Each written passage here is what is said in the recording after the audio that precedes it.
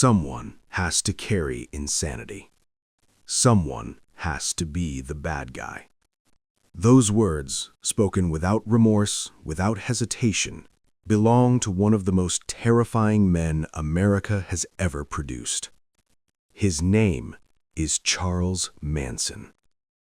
To understand what Charles Manson did, you first have to understand the world he walked into. It was 1969. 2 years had passed since the Summer of Love, and in those 2 years, America had been torn apart at the seams. Robert F. Kennedy shot dead, Martin Luther King Jr. assassinated, the Chicago riots. Revolution wasn't just a word being whispered. For millions of Americans, it felt inevitable. And into that fractured, frightened country, Charles Manson arrived. August 8, 1969. A quiet canyon road in Los Angeles, a house on Cielo Drive. By morning, 5 people were dead. Among them, Sharon Tate, a stunning young actress, 8 months pregnant, 2 weeks away from bringing her child into the world. She never would. Also killed that night, hairstylist Jay Sebring, coffee heiress Abigail Folger, and 2 others who simply had the misfortune of being there. On the front door, written in blood, a single word: pig. One officer who arrived at the scene said simply, "In all my years, I have never seen anything like this." But it wasn't over. The very next night, the killers struck again. Leno LaBianca, a grocery store owner, his wife, Rosemary, completely innocent, chosen at random. The words left behind in the victim's blood: helter skelter, piggies, rise. Police had nothing, no leads, no suspects, and in a catastrophic failure of law enforcement, the LAPD and the LA Sheriff's Department weren't even speaking to each other. The only reason this case was ever solved, a Manson family member named Susan Atkins, who bragged to her cellmates about what she'd done and then repeated it to a grand jury. That was it. That was the crack in the wall. Before the murders, before the trial, the press had already built a portrait of Manson: wild eyes, matted hair, a modern Svengali, a prophet of destruction. And then, into the courtroom walked a 5'3" ex-convict who had spent most of his life behind bars. But do not let the size fool you. Charles Manson was a master manipulator. He hadn't been broken by decades in prison. He had been educated by them. He learned how to read people, how to find the crack in someone's armor, how to make people need him. Many of the young women he recruited had fractured relationships with their fathers. He sensed that, targeted it, told them they were beautiful, told them he was the only one who'd ever been honest with them. Or so they believed. The group that formed around Manson became known simply as the Family. They lived at Spawn Ranch, a remote, decrepit old movie set on the outskirts of Los Angeles. The isolation was deliberate. Manson used it to cut his followers off from the outside world, from their families, from reality itself. He administered large doses of LSD at nightly gatherings while he remained completely sober, watching, manipulating, controlling.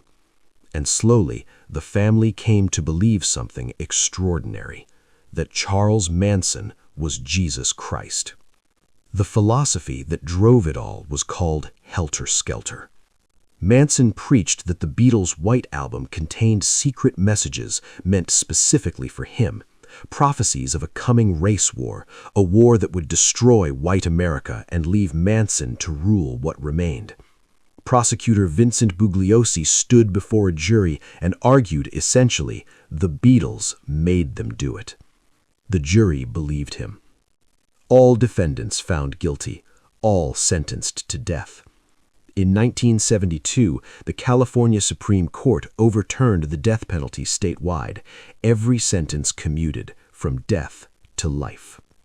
The trial itself was unlike anything America had witnessed. Manson's followers camped on the sidewalk outside the courthouse, vowing to stay until he was freed. Inside, Manson leapt over a table and lunged at the judge, pencil in hand.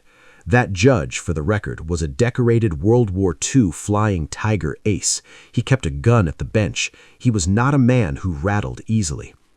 Meanwhile, the women, Atkins, Crinklewind, Van Hunten, were found to have been smuggling LSD into court, sewn into the hems of their dresses, delivered by followers still waiting outside.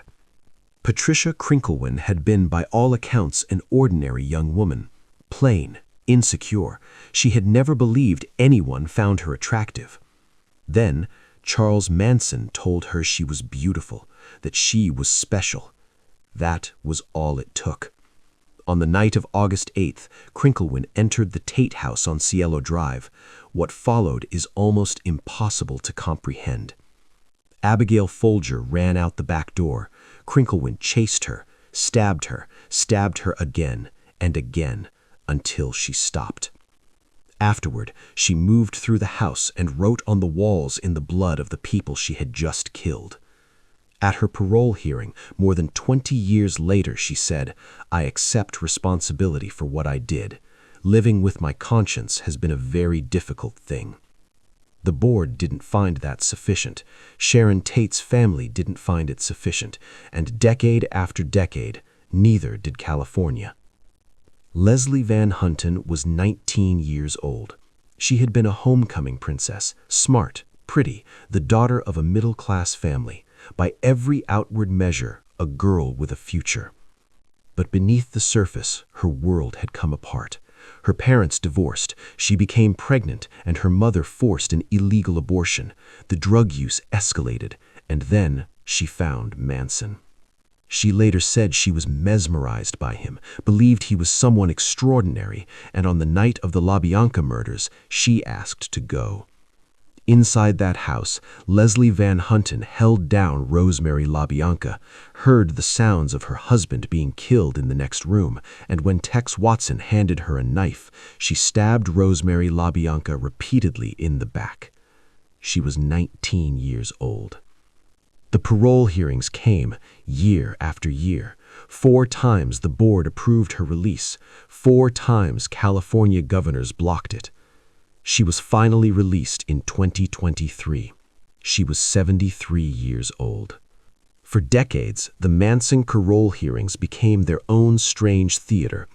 At the 1992 hearings, which exploded into a national media frenzy, Manson appeared before the board and held court, at times articulate, at times darkly funny, at times completely incoherent. He wore a black t-shirt with a skull and crossbones, a swastika carved on his forehead.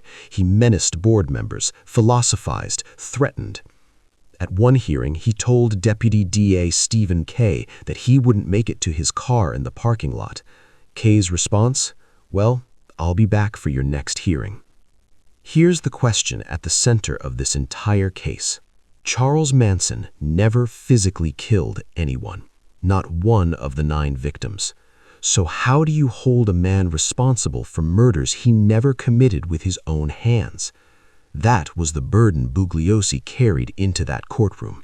He had to prove that Manson's will was the weapon, that his followers were automatons executing orders without question. Manson denied all of it, denied ordering the murders, denied helter-skelter as a motive, denied everything. The jury disagreed.